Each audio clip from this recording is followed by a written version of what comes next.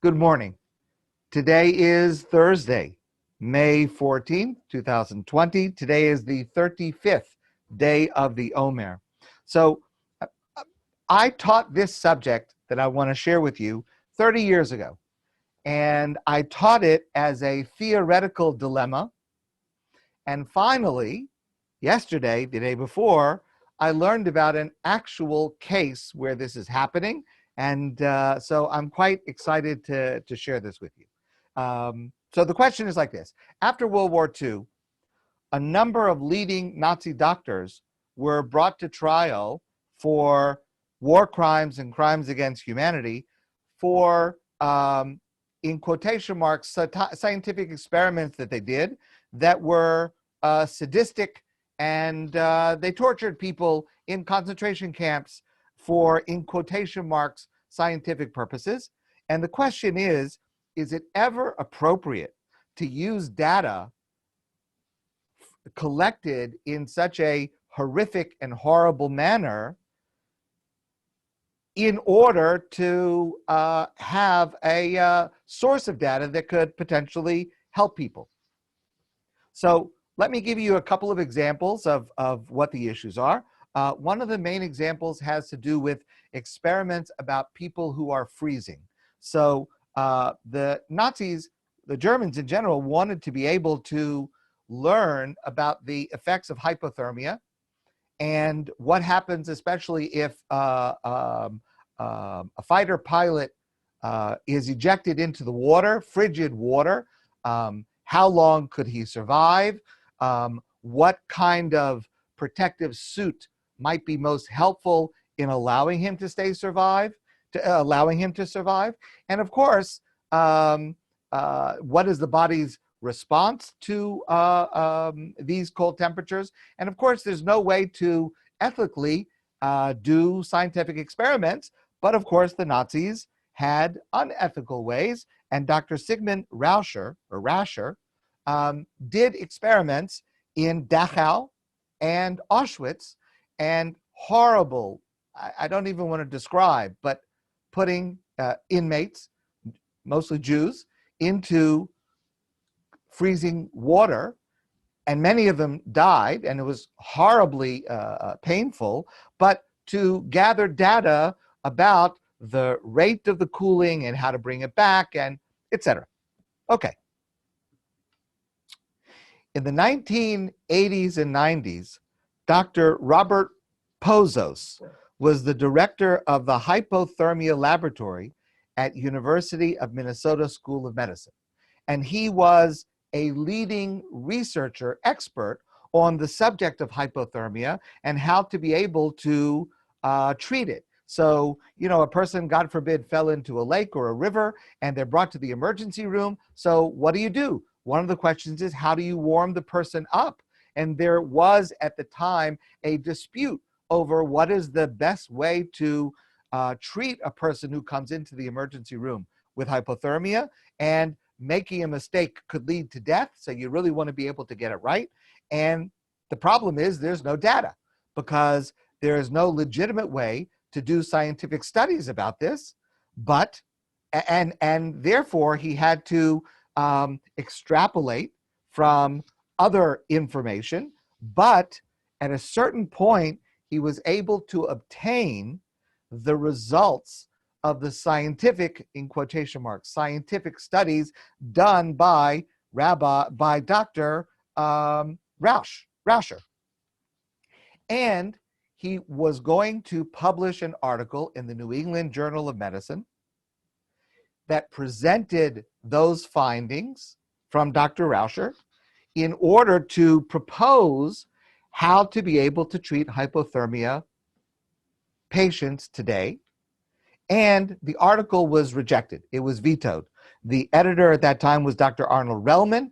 Relman said, this comes from a source that is abhorrent, and we cannot allow a medical paper based on Nazi data to come into New England Journal of Medicine. Of course, the question to be asked is, but what if there is actually there are patients whose lives could be saved as a result of that? Okay. Another example where it actually did happen, Dr. John Hayward, at about the same time, was biology professor at the Victoria University in Vancouver, Canada. And he used Rasher's data in order to be able to determine if, God forbid, fishermen in frigid waters off Canada would capsize, how long would search and rescue teams have to get to them, how long should those teams look for them, and there too, threat to life. And he says as follows: I don't want to have to use the Nazi data, but there is no other, and there will be no other in an ethical world. I've rationalized it a bit, but not to use it would be equally bad. I'm trying to make something constructive out of it. I use it with my guard up, but it's useful. Okay, one more example. In 1989, the EPA, Environmental Protection Agency of the United States government, was considering regulations on a toxic gas called phosgene or phosgene. Phosgene is a toxic gas that's used to manufacture pesticides and plastic, and it was also used as a toxic chemical in chemical warfare in the Iran-Iraq war.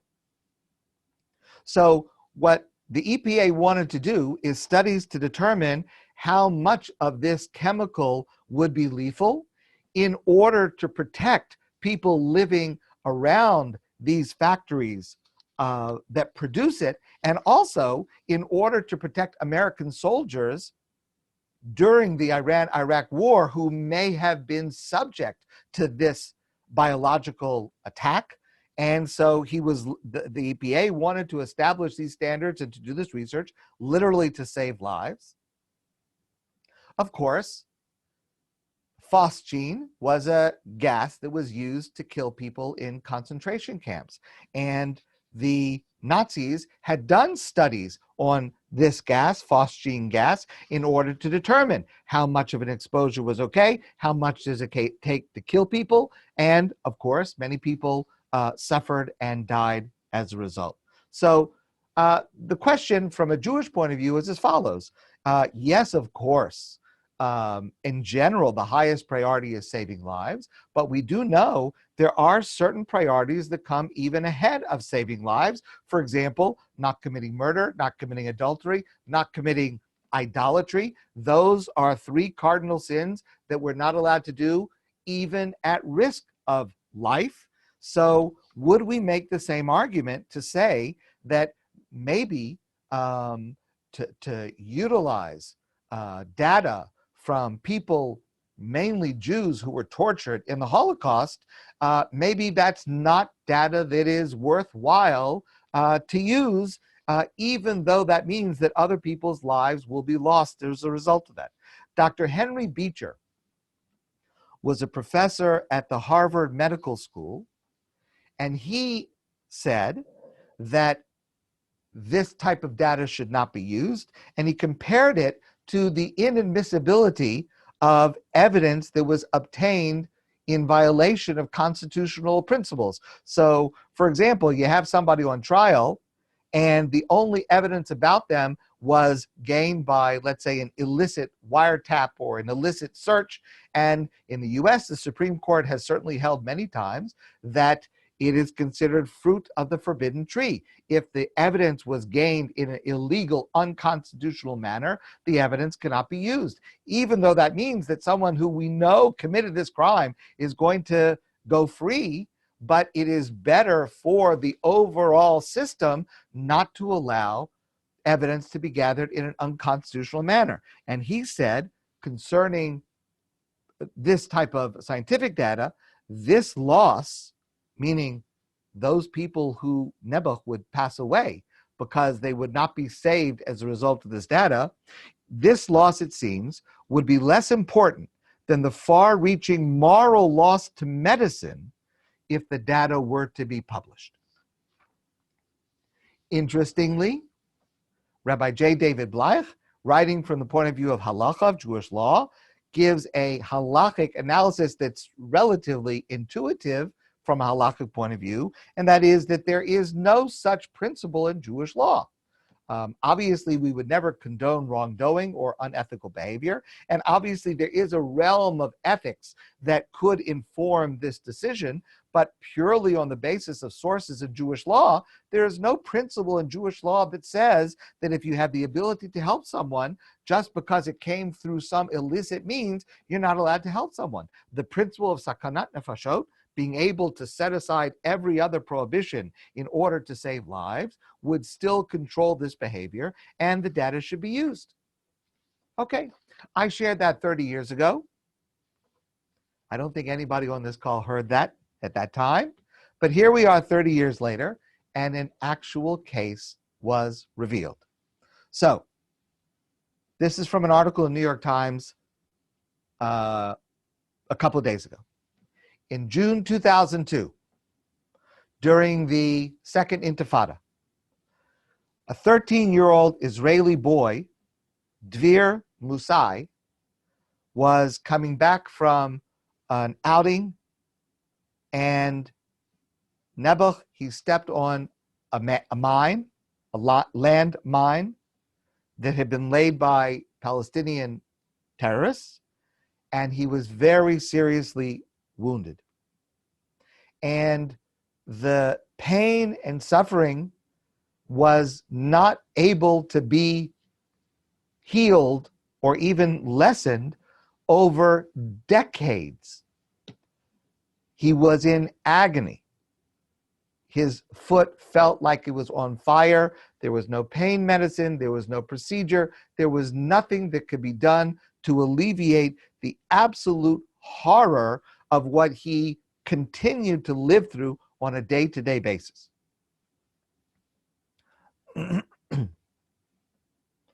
Until recently, when he met a doctor named Dr. Mahdi El-Haj. Dr. Mahdi El-Haj is an Arab, Muslim, Israeli from the northern part of Israel, and he is a surgeon that does very advanced surgery on nerves. And he finally, just recently, met this patient, Dvir, and he told him and his mother that I can do a surgery. It's very advanced, it's very complicated, it's very difficult, but what needs to happen is, because it's a relatively new field of doing surgery on nerve endings to be able to alleviate this kind of intractable and untreatable pain. But he said, the best way for me to do this surgery is to use a book on anatomy. And the book that I need to use was written by a Nazi doctor, and the anatomical drawings were done based on dissected victims of the Holocaust.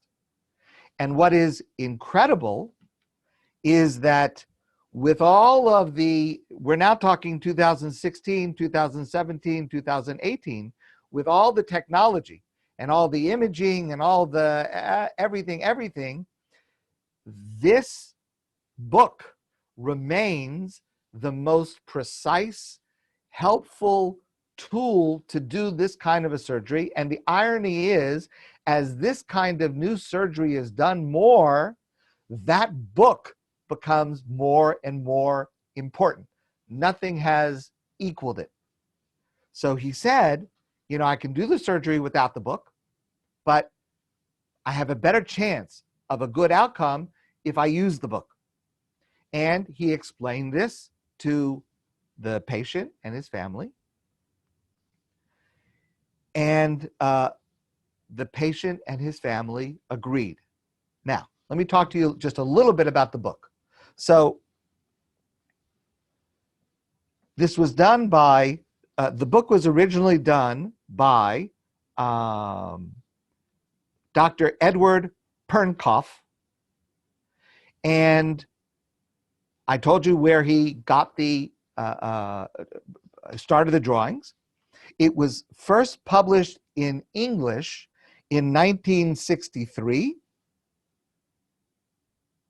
However, in the 1980s, scholars started to raise questions about the origin of this. Obviously, when he published it in 1963, he didn't say, oh, well, this is a book that comes from drawings that I did when I was dissecting Holocaust victims in World War II. So, but by the 1980s, questions were raised about where these drawings had originally come from, and it created quite a controversy because this book had become classic and standard for treatment of nerve issues.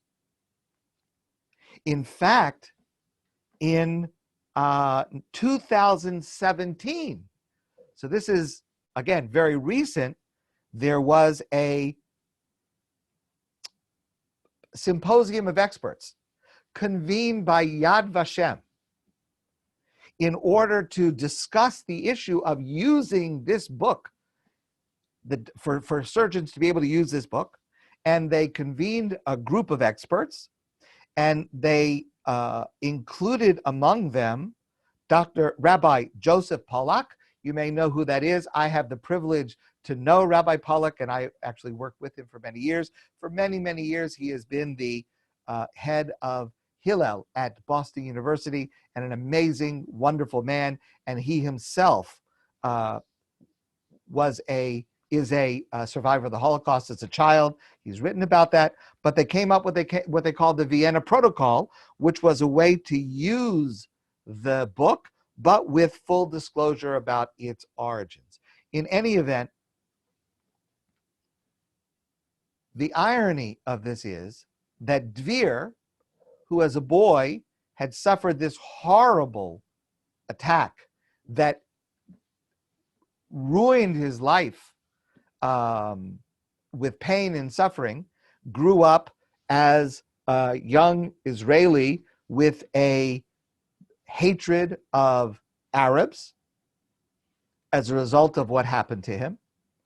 And his mother was a woman whose family perished in the Holocaust. So it's quite ironic.